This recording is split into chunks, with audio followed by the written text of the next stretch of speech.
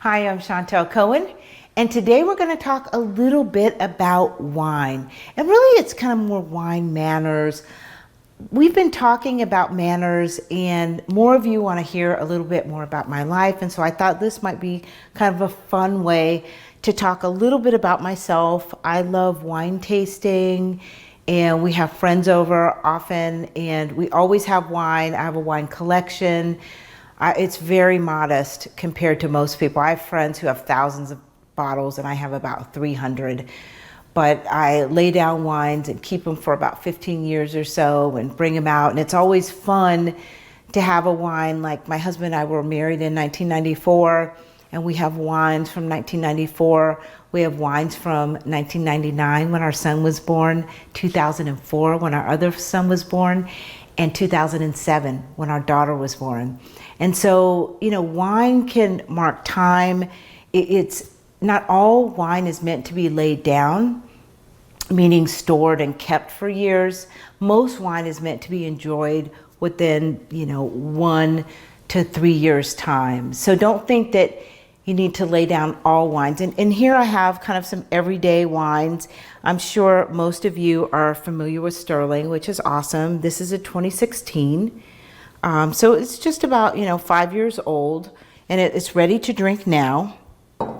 And it's a Cabernet. Well, it's actually a Merlot. It's a Merlot, and this is a Pinot Noir, and it's from one of my favorite regions in Oregon. And it's called, the region is called Willamette, and Willamette has, I think, God, people are going to send nasty things to me, but I think they have the best Pinot Noirs. Some people believe it's Sonoma and the Central Coast. They have better Pinots, but I think Willamette is the best. It's all good, guys. What I want you to notice are the shapes of the bottles. Okay, you notice how they're different shapes? And I'm just going to keep it simple for our terms today. But usually you're going to get Merlot or Cabernets. Or if you're familiar with French wines, you're going to get a Bordeaux in this. But a Bordeaux is nothing but Cabernet and Merlot and some others, Petit Verdot and a few others, Cab Franc. And this is 100% Pinot Noir. Typically with Pinot Noirs, you're always going to get just Pinot Noir grape. Whereas if you're having like a Cabernet or Merlot, Cabernet is often mixed with Merlot as well, and it's typically a blend, but they call it a Cabernet because I think it has to roughly have about 80% Cabernet grapes in it. And so these oftentimes are blends, and whereas this, it's going to be a single grape variety. Hopefully that makes sense. And again, guys, you don't need to know tons. You don't need to know all this knowledge about wine, but maybe these simple little things about the shape of the bottle and how different types of wine are consistently in the same shaped bottle. So just think for simplicity's sake, Cabernets or Merlots in there and Pinot Noirs in here. And usually I use this. You'll see in restaurants, you can see these, but most of the time in restaurants, a really good somm will just use this tip and he'll take it around the bottle here and he'll flip off the top part of the foil, which is this. Again, I'm a little bit lazy, and so I use this for simplicity's sake. And so you've got your two pieces of equipment here. You use this to open your bottle, and you're going to get this cork. And oftentimes you guys have seen in movies where it's really pretentious, a person's like smelling it and all that. You don't need to do all that. Really, all you're looking for is, I don't know if you can see here, but you can see where the wine has been. It's touched the cork. And what you're actually looking for is whether there's been seepage. If you see that the wine, you see the wine stain up here, it means that there's oxygen, there's air that's leaked into the bottle, and you don't want that. It's a clue that the wine may not be great. And when it's not good, it's been tainted. Oftentimes they call it's corked.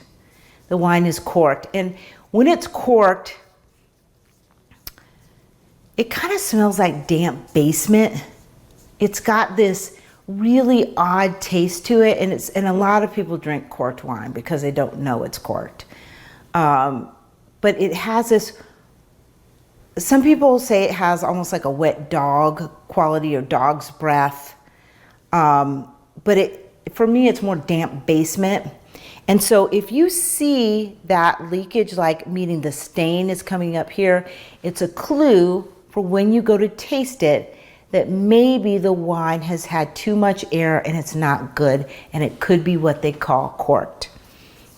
And so just as I was telling you about the different shaped bottles, you also have different shaped glasses. And I'm gonna move this bottle aside just for our purposes. And I'm gonna show you that this is a Cabernet or a Merlot glass here. And notice the shape, and I'll even show you compared to the Pinot Noir glass. Notice how the Pinot Noir glass has almost like a little lip on it, and it's a little more bulbous at the bottom here. And these glasses are, they are made by a company, and I think they're German. They're called Riedel, almost like needle. It's pronounced Riedel. And these are really famous glasses because they're designed just for wine connoisseurs or people who really like to make sure that their wines taste great and that the glass is appropriate for the wine. So I'm going to show you just a little bit about this one, okay? So if you're pouring a glass for someone, what you want to do, you can do it with two hands, you can do it with one. If you're not familiar, you just want to pour a little bit in and turn it so it stops, okay? Oops, I'm sorry. So it stops. The wine is, I'm not so tall, and so normally if the wine were a little bit lower on a table, I could stop it. But this counter's a little high for me.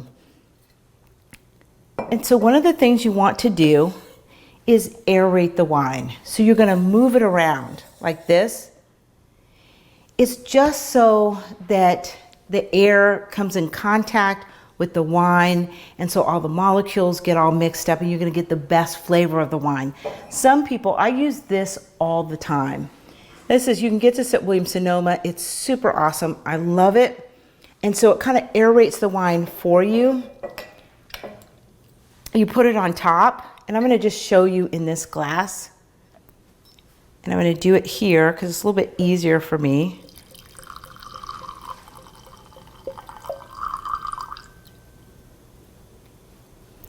Stop there. And this, so you can either move it around or you can use an aerator like this.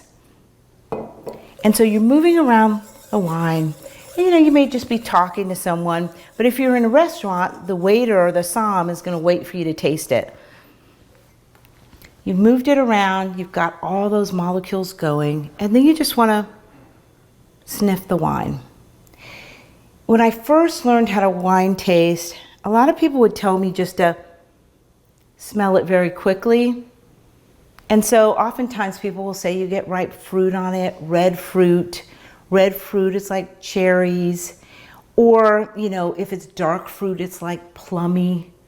Some people will say a lot of Cabernets, this is not a Cabernet, this is a Merlot, but a lot of Cabernets have almost a eucalyptus kind of smell on them, or sometimes a little bit of green onion, or not green onion, but green pepper. So green pepper, eucalyptus. And so move it around, smell it. It doesn't smell like damp basement. It actually smells like cherry, ripe fruit. And then after I smell it, I'm going to taste it. So immediately smell. It smells great. You smell the fruit on it. Bring it back up.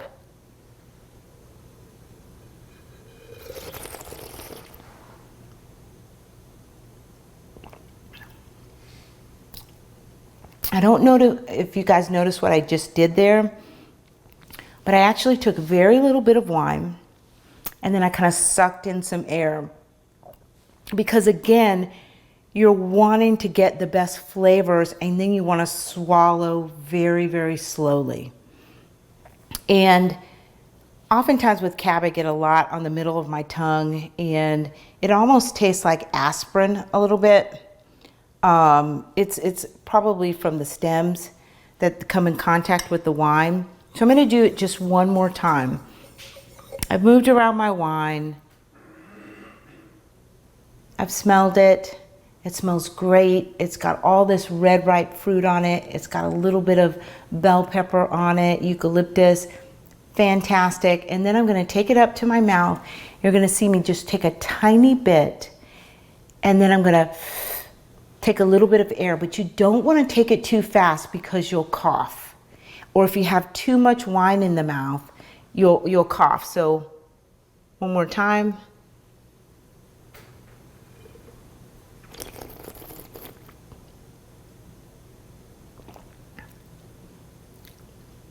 And I swallowed very slowly. You can even hear a little bit of rustling when I took the wine in, and then swallow really slowly, and you get all of the flavors on your palate.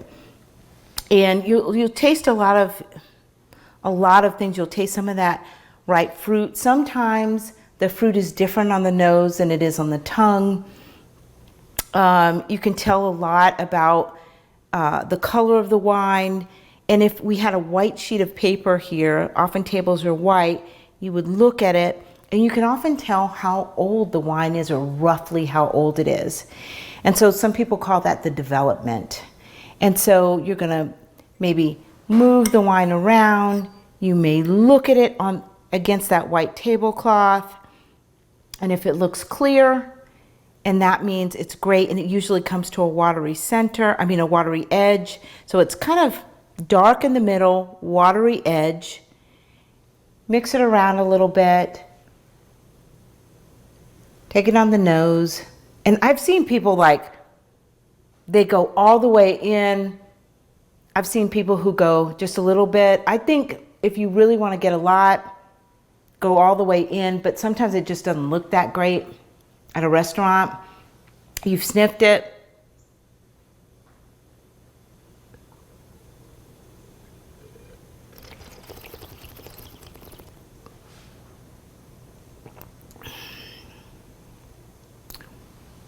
Let all the flavors come in your mouth. And if you get a little bit of watering on the outside, that means that the wine has a little more acid.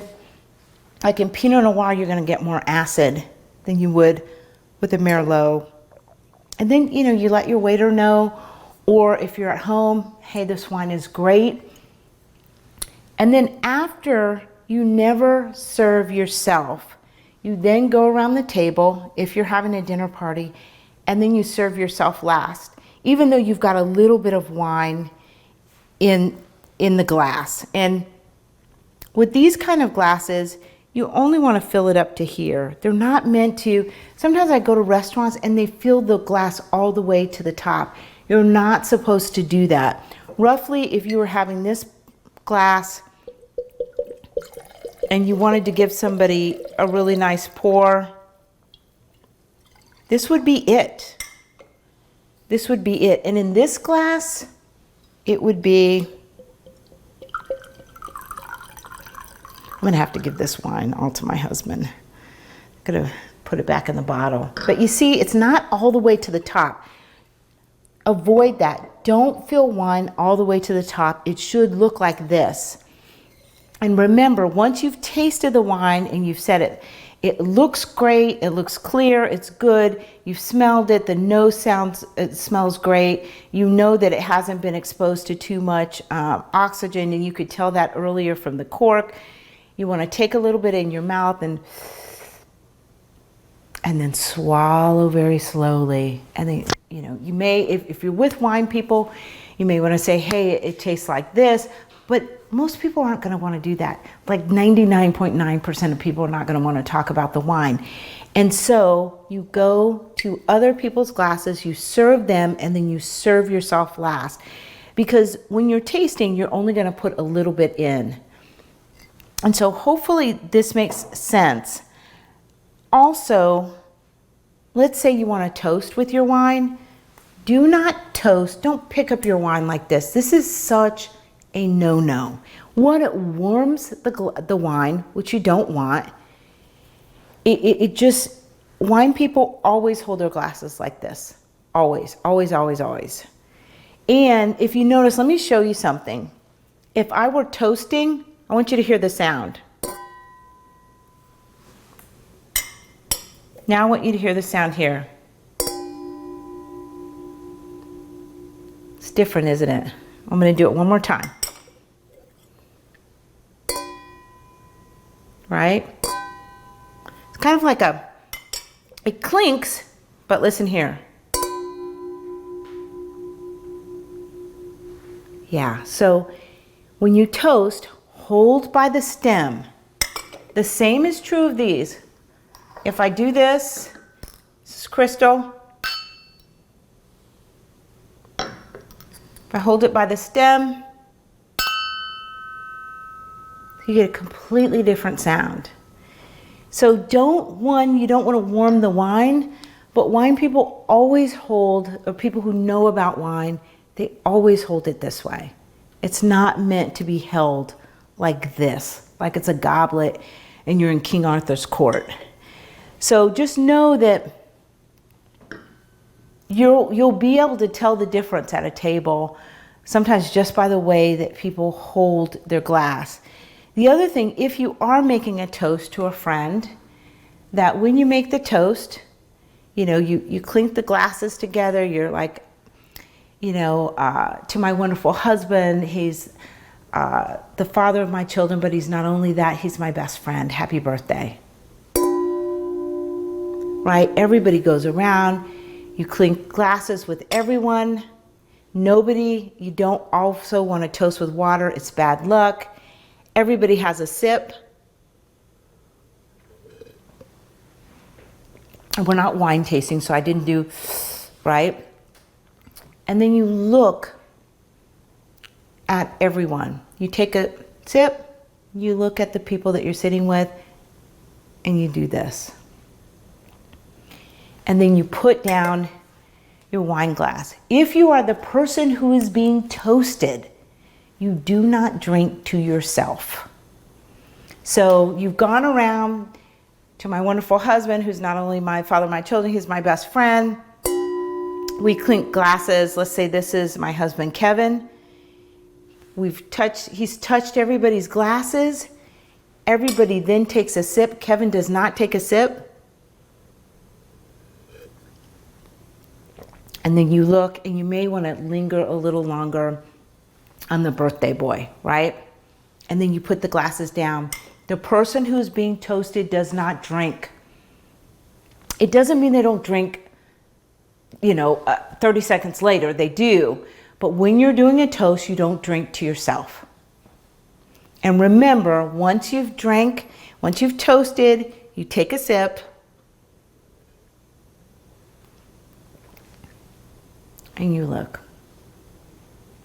And then you put your wine down. That's the way you do it.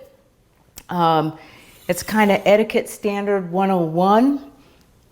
You'll look better than most of the people there. They'll be holding their glasses like this.